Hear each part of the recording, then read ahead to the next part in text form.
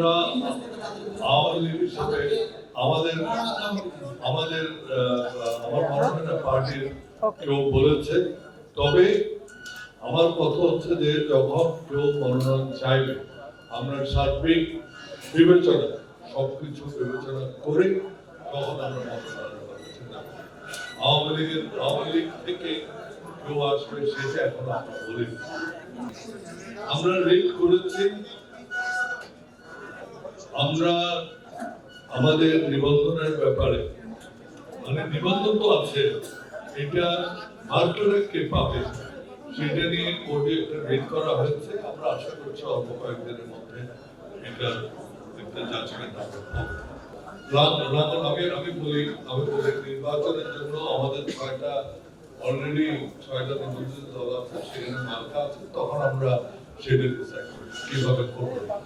তবে নির্বাচনের পরিবেশ যদি সৃষ্টি হয়, যেটা আমি আগে বলেছি, নির্বাচন যদি আমরা মনে করি সেখানে নিরাপত্তা ব্যবস্থা ঠিক থাকে, তাহলে আমরা নির্বাচন করবো। এটা নিয়ে আপনারা নিশ্চিত থাকেন।